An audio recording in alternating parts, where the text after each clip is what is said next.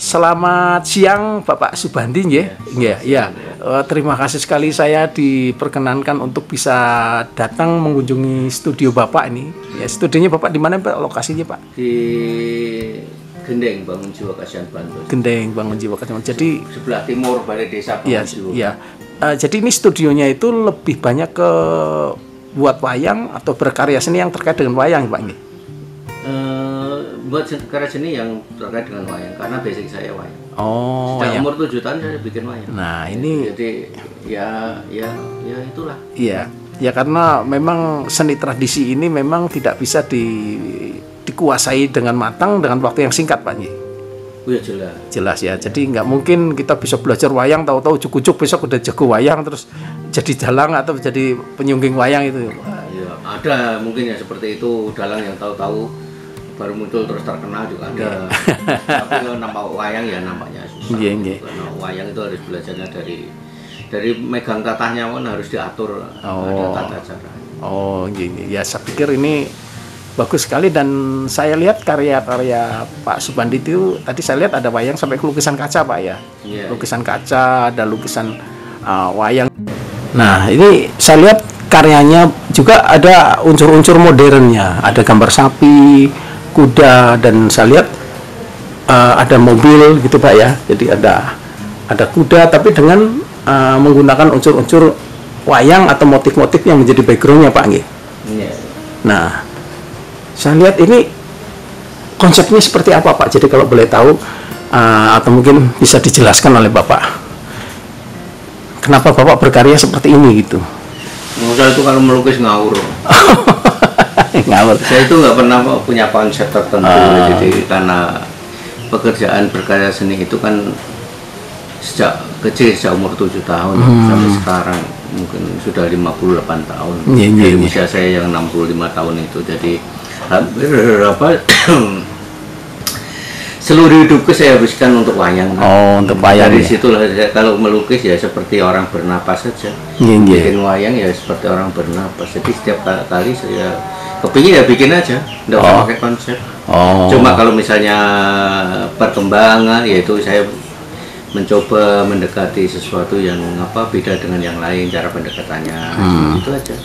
Dulu lukisan saya juga tidak seperti ini. Dulu ya wayang-wayang biasa gitu. Terus saya gabung dengan realis sedikit. Misalnya itu di samping itu ada gambar cange nyanyi, ada bunganya gitu. Nah, itu bunganya realisnya seperti itu dulu. Menarik ya. Awalnya seperti itu. Iya. Tapi ini unik ya karena tidak full tradisi yang ini, tapi ada budaya-budaya yang sekarang ditampilkan itu Pak Nggih. Saya pasangi yang realis. Dulu awalnya seperti itu. Ini mulai tahun 2000 berapa? Mungkin 2009 itu mulai seperti itu. Jadi ada unsur-unsur realis yang saya gabungkan. Setelah itu kan terus berkembang menjadi aku berpikir kenapa kok yang realisnya tidak saya gambari wayang. Kenapa realisnya hanya nempel di wayang? Makanya ya realisnya saya coba untuk saya gambari. Ternyata ketika saya dapat undangan pameran di Galeri Nasional Indonesia, itu menjadi yang luar biasa karena semua kurator terkejut dengan karya baru saya. Kan dulu begini-begini. Itu. Terus akhirnya menjadi gambar yang kuda seperti itu ya, saya gambari wayang dengan detail gitu. Semua merasa bahwa saya disalami banyak kurator, terus dia bilang lompatannya lukisannya Pak Bandi luar biasa gitu. Ya padahal saya nggak sengaja. Ya saya hanya itu seperti orang bernapas saja, namanya berkarya itu ya seperti bernapas, setiap hari kita harus bekerja terus tanpa pretensi apa ya, karena mungkin pertama ya saya dulu PNS sudah punya penghasilan tetap. Selanjutnya sekarang pensiun sudah punya penghasilan, ya saya kan tidak pernah mengejar karya untuk laku. Tapi bagaimana saya berbuat karya yang sebaik-baiknya. Urusan laku dan tidak itu saya pikir urusan gitu. Nah, kalau mereka menganggap karyaku bagus dan dia senang dan untuk merawat, ya silahkan dirawat. Sebab saya jarang sekali mengatakan buat dibeli orang, tapi saya lebih bagus kalau karyaku ya dirawat. Sebab karyaku adalah anakku. Bagaimana dan yang mungkin agak aneh bagi orang-orang lain kan. Anehnya begini, ketika saya menjelang pensiun, saya pensiun 2018 sebagai PNS. 2016 itu saya kepikiran, kalau orang pensiun itu pun rata-rata kadang langsung banyak yang langsung sakit, kadang-kadang di rumah nggak ada kerjaan, kadang-kadang cuma pagi itu nyapu, paling metik-metik daun, kadang-kadang sepedaan. Waktu itu kan hanya setelah pensiun hanya menunggu titik kematian. Nah, ketika kita menunggu titik kematian itu kan eman-eman waktu yang kosong itu hanya kita isi dengan ya nyapu-nyapu, motor metik-metik gitu, kadang-kadang cuma pegang-pegang bunga atau apa di halaman. Bagaimana kalau itu bisa saya isi dengan sesuatu yang positif? Bagaimana saya terus akhirnya berpikiran bagaimana saya mengejar deadline mengisi deadline kematian itu dengan karya-karya saya yang saya pikir membuat karya yang sebanyak-banyaknya. Dan simbol apa yang paling cepat berlari untuk mengejar itu? Maka saya temukan kuda.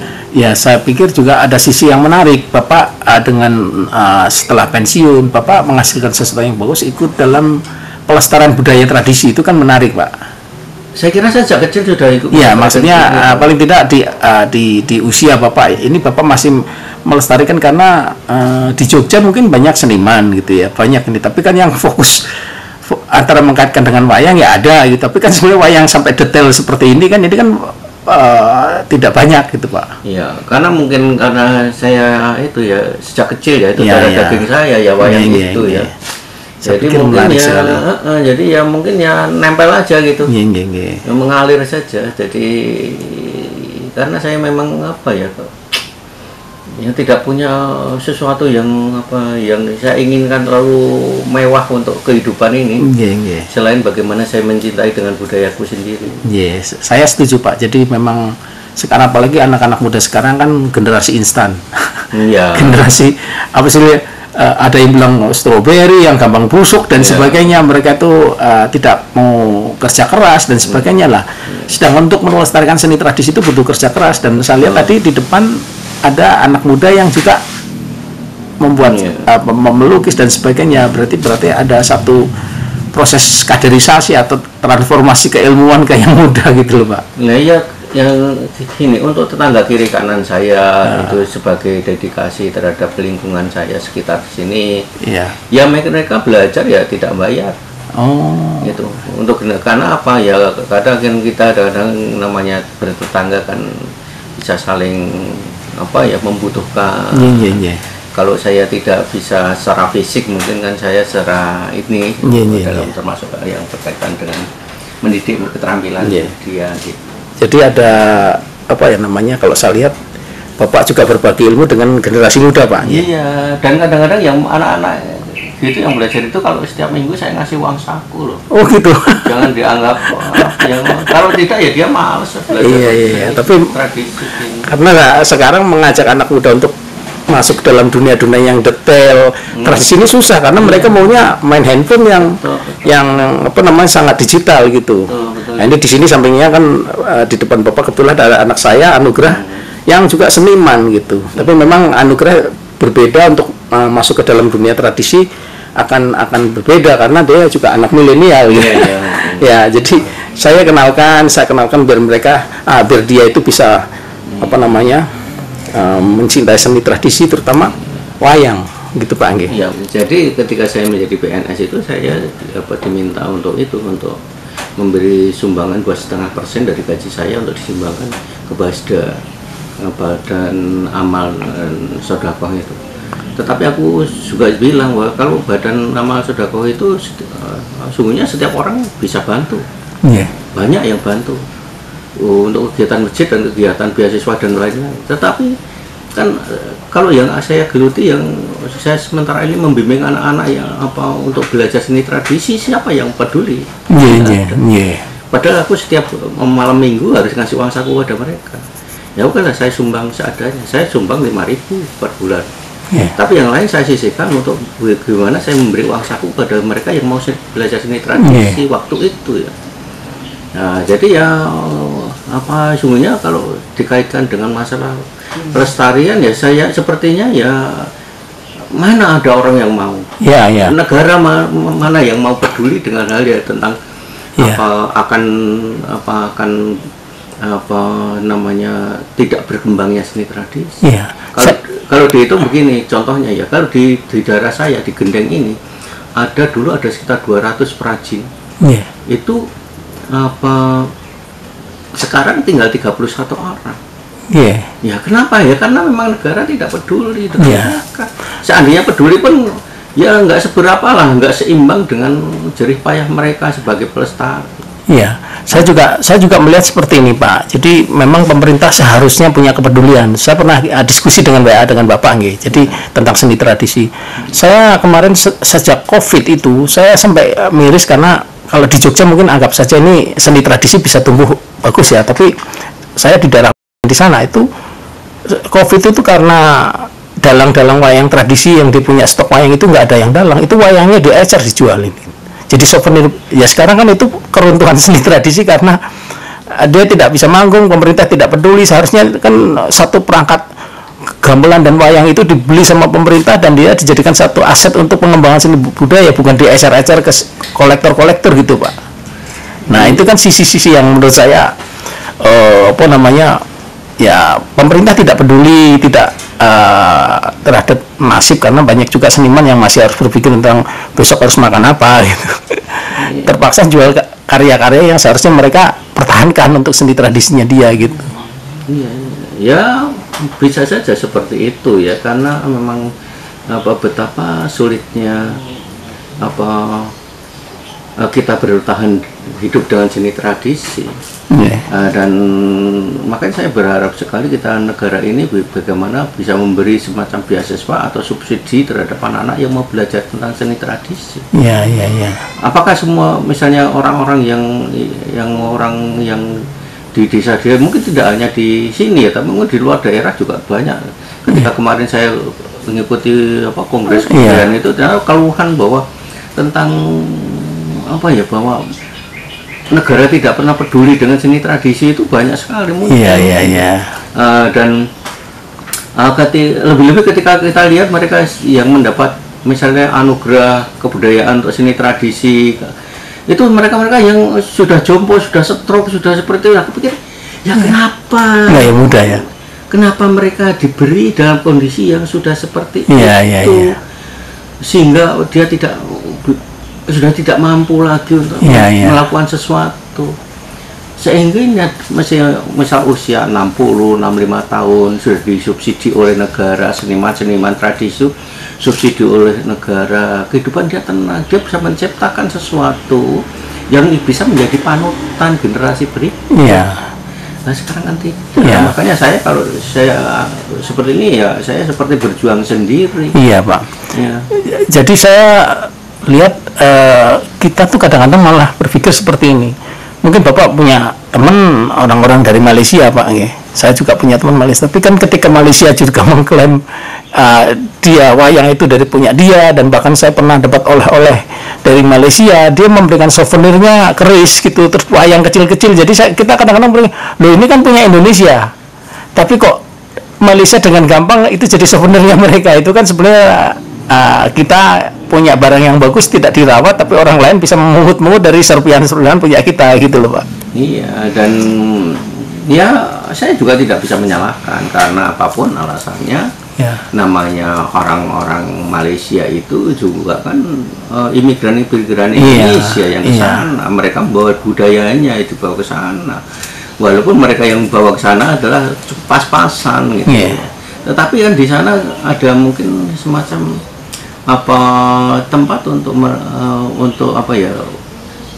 melakukan sesuatu sehingga dapat hidup dengan nyaman begitu, karena mungkin secara ekonomi politis mungkin lebih stabil. Tetapi kalau kita kan enggak tahu ya, kita nampaknya kok ya susah. Kalau zaman dulu saya kecil itu ada semacam bulog gitu, tapi untuk kerajinan, namanya Yakin Rata, yayasan ke Yayasan Kerajinan Indonesia Yogyakarta. Yakin data Yayasan Kerajinan Indonesia Yogyakarta. Di situ itu menampung, membeli karya-karya yang dibuat oleh perajin, dibeli ya. Jadi mereka nanti yang akan memasarkan. Mungkin harganya tidak terlalu tinggi, tetapi setiap orang selesai bekerja itu langsung dijual, laku jadi duit, bisa untuk makan, bisa untuk hidup itu. Iya, jadi menghidupi sentra-sentra perajin-perajin wayang ya. Bulog itu. Nah, untuk itu sungguhnya saya kepingin juga, misalnya dinas kebudayaan di provinsi DIY atau kabupaten atau ya, itu kan ya tidak hanya di Jogja, saya kira di mana saja sesungguhnya kan ada semacam anggaran yang bisa disisihkan bagaimana menjadi bulog-bulog seni yang baru, utamanya seni tradisi. Dan itu kan bisa untuk souvenir oleh daerah kan. Iya. Gitu. Dan mendukung pariwisata, Pak. Wisata dan mendukung perajin. Begitu. Mereka sehingga tidak mati. Terima kasih sekali Pak Pak Bandi. Saya senang sekali saya melihat sebuah karya, dan mungkin karya-karya seperti ini memang harus dilanjutkan oleh generasi muda, karena saya yakin pastilah kan nanti kita orang tua akan meninggalkan dunia gitu Bang ya. Dan pasti anak-anak muda itu harus melanjutkan seperti yang tadi saya lihat di depan itu. Saya pikir ini memang harus ada transformasi atau pembelajaran buat mereka, sehingga mereka tuh bisa menjadi penerus dari generasi mendatang itu Pak. Nih, terima kasih sekali Pak Subandi, matur nuwun, dan diskusi ini moga-moga bisa bermanfaat buat banyak orang, terutama generasi muda ya. Jadi bisa untuk semakin tertarik untuk mengembangkan seni tradisi dan mentransformasikan dalam bentuk-bentuk yang lain. Misalnya membuat film animasi, membuat game. Nah, itu bisa dasarnya dari sebuah kemampuan seni tradisi itu membuat wayang seperti ini gitu. Oke, terima kasih matur nuwun Pak Subandi. Assalamualaikum warahmatullahi wabarakatuh. Waalaikumsalam. Nggih, matur nuwun.